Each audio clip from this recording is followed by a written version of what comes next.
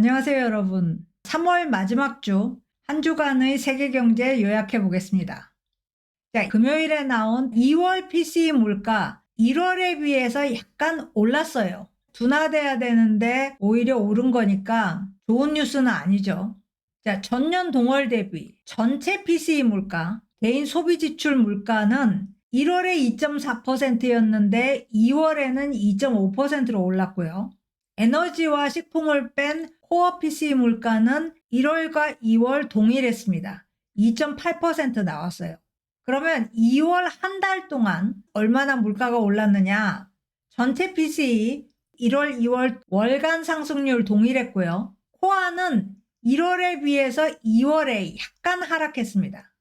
코어, 근원 PCE 물가가 하락했다는 것은 코어에 안 들어가는 에너지나 식품 가격에 문제가 있었을 거다 짐작할 수 있죠.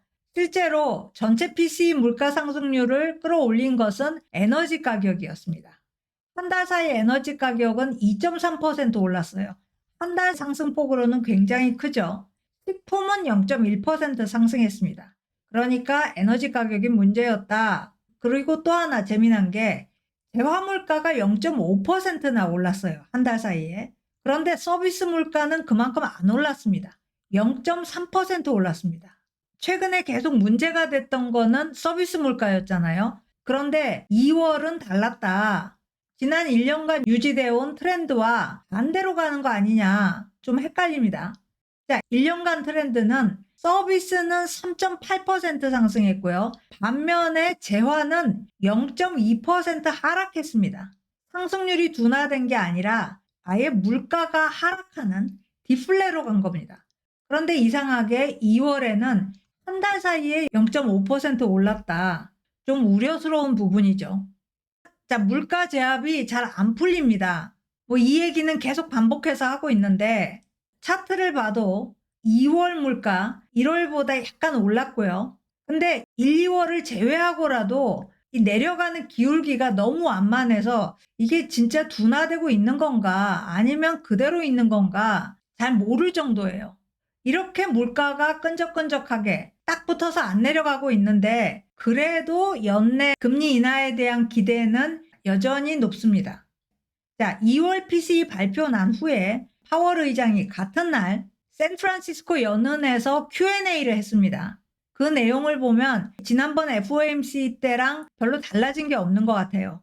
그러니까 이번에 나온 데이터로 입장이 안 바뀌었다 이거죠. 자, 연준이 2%로 인플레가 둔화될 거라는 데 대해서 확신을 갖기 위해서는 더 많은 데이터가 나와봐야 된다. 이 얘기는 계속 반복해서 하고 있습니다. 그리고 경제활동이 지금 탄탄하기 때문에 아주 서둘러서 금리 인하를 할 필요는 없다고 생각한다. 이런 얘기도 했어요. 어떻게 보면 FOMC 때 입장에서 약간 후퇴한 것 같기도 해요. 그때보다 덜 비둘기파가 됐다. 이렇게도 볼 수 있을 것 같은데, 자, 경기가 급하게 냉각된다. 만약 이런 일이 생기면 우리는 지금 예상하는 것보다 더 큰 폭으로 금리 인하를 할 수도 있고, 반대로 인플레 둔화가 계속 정체된다. 그러면 현행 금리 수준 더 오래 유지할 수도 있다. 이런 얘기도 했습니다. 파월 의장이 자문자답을 했어요. 인플레 둔화가 2달 이상 계속 정체될까? 우리 입장은 모른다이다. 인플레가 둔화되지 않고 이 상태 그대로 질질 끌지 모르겠다. 얼마 동안 그럴지 모르겠다. 알게 되면 여러분들에게 알려주겠다. 이런 얘기도 했어요. 임팩트 없는 답변들, 그냥 넘어가기식 답변을 한 것 같습니다. 자, 발표 날 미국 시간 금요일은 공휴일이었어요. 부활절 굿 프라이데이였어요. 국채시장도 닫았고 주식시장도 다 닫았습니다. 그래서 발표 전날 데이터를 보면요. 발표 전날인 목요일에 10년물 국채금리는 미세하게나마 하락했습니다. 데이터 나오기 이전이긴 하지만 실제로 나온 데이터가 이코노미스트 예측과 거의 일치했기 때문에 대체적인 분위기는 볼 수 있을 것 같습니다. 목요일 트레이더들의 6월 금리 인하 예상, 6월에 금리 인하 시작할 거다라는 예상은 64%, 비교적 높은 수준 유지했습니다. 그런데 밋밋하게 나온 PCE 물가지만 PCE 자체는, 그러니까 물가 지표가 아닌 개인 소비 지출 지표로서의 PCE 자체는 좀 흥미로운 부분이 있었어요. 미국인의 소비 지출은 증가했는데 소득 증가는 그걸 따라가지 못했습니다. 미국 개인 소비 지출 전월 대비 0.8% 증가했어요. 이코노미스트들의 예상인 0.5%를 크게 상회했습니다. 그런데 개인 소득은 0.3% 증가에 그쳤어요. 이코노미스트 예상도 하회했습니다. 그러니까 미국인들이 최근에 소득이 늘어난 거에 비해서 소비는 더 많이 했다. 다시 말해서 저축을 쓰고 있거나 카드 빚을 지고 있다. 이런 얘기니까 이렇게 활발한 소비 지출 오래 지속될 수는 없다. 이런 신호가 감지됩니다. 지금 연준 자체가 확신이 없을 거예요. 앞으로 몇 달간 고민이 많을 겁니다. 그리고 의사결정을 하더라도 어느 쪽으로 하건 간에 타격이 꽤 있을 것 같아요. 연준에 대한 불신 심화될 것 같습니다. 자, 다음 뉴스인데요. 도대체 금값이 왜 계속 오를까? 이 얘기가 이번 주에 많이 나왔어요. 금 가격 3월 내내 신고가 쓰고 있는데 현재 트로이 온스당 2254달러입니다. 왜 이렇게 오를까? 설명이 필요하죠. 우리가 이런 생각을 많이 하죠. 금은 인플레를 효과적으로 해칭해준다. 인플레가 일어나면 현금 가치는 떨어지지만 금의 가치는 그대로 있는 거 아니냐. 그래서 인플레 때 보유하고 있으면 좋다. 이런 말들을 하고요. 그리고 금 자체가 귀금속이니까 좋은 투자 대상 아니냐. 이런 생각을 하는 사람도 있을 겁니다. 자, 역사적으로 보면요. 금값은 지난 30년간 주가 상승에 크게 미달했어요. 이게 S&P 500 지수고 이게 금값입니다. 자, 더 거슬러 가보면 금이 현대사회에서 투자 대상이 된 것은 그렇게 오래전은 아닙니다. 1971년 닉슨 당시 미국 대통령이 기습적으로 금본위제 폐지 선언을 하면서 금이 투자 대상이 됐어요. 달러는 많이 찍어내야 되는데 그만큼 금을 보유하고 있지 못하니까 금본위제 폐지한 거고, 다시 말해서 금은 희귀하다. 그러면서 금값이 오른 거예요. 1970년대 10년 동안 금값은 달러 기준 10배 이상 오릅니다. 같은 기간에 물가는 2배밖에 안 올랐고요. S&P 500은 2배도 못 올랐어요. 1.78배 올랐습니다. 그런데 80년대, 90년대에 들어서면 상황이 완전히 역전돼요. 금값은 80년대에 20% 떨어졌고 90년대에 또 한 번 20% 떨어집니다. 그런데 주식은 이 20년 동안 역대급으로 상승했죠. 그런데 2000년대에 들어서면 또 바뀌는 거예요. 2000년대 10년간, 자, 차트로 보면 여기서부터 여기까지입니다. 이 기간 동안 주가는 9% 하락했어요. 2000년에 닷컴 버블 꺼지기 시작했고, 그리고 2007년부터 글로벌 금융위기 왔잖아요. 그래서 그 10년간을 통틀어서 보면 주가는 하락했습니다. 9%. 반면 금은 275% 상승했어요. 자, 노란 그래프 이렇게 급등을 했어요. 1970년대 이래 지금까지의 금 수익률을 보면 연평균 상승률 7.5%입니다. 상당히 높죠. 그러나 그 상승의 대부분은 70년대에 만들어진 거예요. 그 이후로 보면 그냥 인플레와 비슷한 정도의 수익률을 냈다. 그럼 S&P 500은 어땠냐?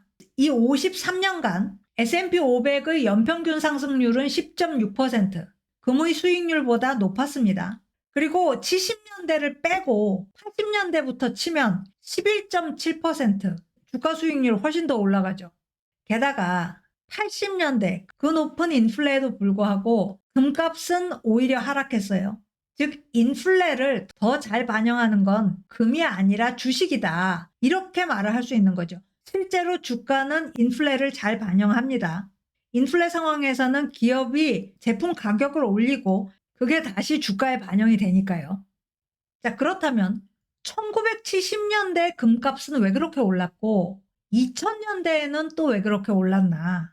인플레 때문이 아니라 통화정책에 대한 신뢰가 무너졌기 때문이다. 그래서 사람들이 공포감을 느꼈기 때문에 금을 산 거다. 이런 설명이 가능합니다. 자, 1970년대, 1971년의 금본위제 폐지는 충격 중에 충격이었습니다. 세계가 공포에 휩싸였습니다. 금값이 올라갔어요. 2000년대에는 어땠냐? 닷컴 버블 꺼지면서 연준이 금리를 1% 이하로 낮췄습니다. 그리고 나서 글로벌 금융위기 때는 0%로 인하합니다. 거기다가 지금까지 듣도 보도 못했던 양적 완화라는 것을 실시해요. 이게 무슨 일이냐? 통화정책에 대한 신뢰가 붕괴되는 상황이었습니다. 인플레는 그때 어땠냐? 2000년대 10년간 인플레는 평균 2.6%였어요. 그 이전 30년간 평균보다 더 낮았습니다. 그런데도 사람들은 금을 찾은 거예요. 자, 그리고 이 노란 그래프, 여기를 보면 이때가 최근 금값이 신고가 세우기 전에 역사적 최고가를 찍은 때입니다. 왜? 바로 2011년에 스탠다드 앤 푸어스가 미국 신용 등급을 강등시켰어요. 국채 발행 한도 때문에 미국 재정이 불안하다. 그러면서 신용 등급 한 단계 내렸죠. 발칵 뒤집힌 거죠. 이때 금값이 고가 찍은 거예요. 결국 금값은 통화정책에 대한 불신과 함께 상승한다. 이렇게 볼 수 있는 거죠. 자, 그렇다면 지금 우리가 목도하고 있는 금값 상승, 이것 역시 공포가 원인인가? 그럴 수 있어요. 금이라는 것은 국적도 없고 여권도 없습니다. 법적 책임도 없어요. 이 세상에는 암호화폐를 불법화한 나라들이 여럿 있지만 금은 어디서나 통용됩니다.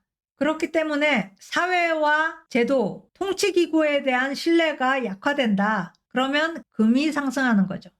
자, 과거에는 금이 인플레 해지용으로 사실 기능을 하기도 했습니다. 그렇지만 이 인플레와 금의 관계 더 이상은 없다. 대체적으로 이렇게 분석이 되고 있어요.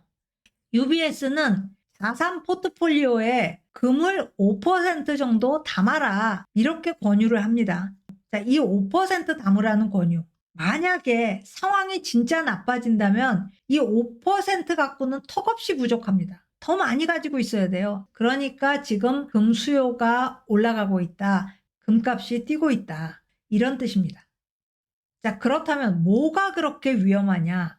뭐가 그렇게 사람들을 불안하게 만드냐?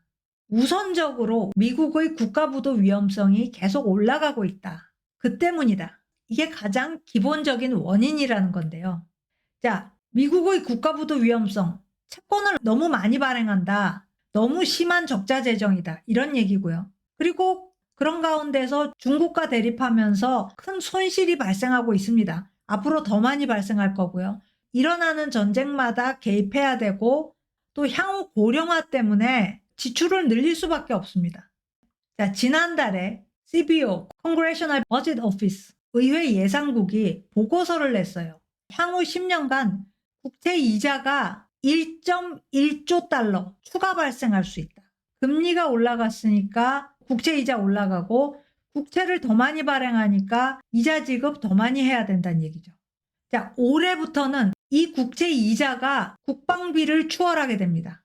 자, 올해 이자 지급 GDP의 3.1% 예상하는데 2000년 이래 작년까지 이자 지급 평균이 GDP의 1.6%였습니다. 그런데 올해 3.1%가 된다는 거예요.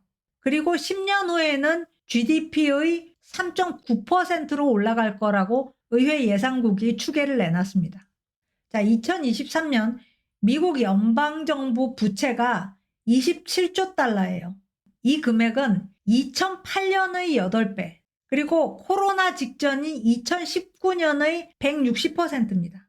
얼마나 단기간에 부채가 급등했는지 한눈에 보이죠. 그런데 이 부채가 10년 후에는 48조 달러로 늘어날 거다.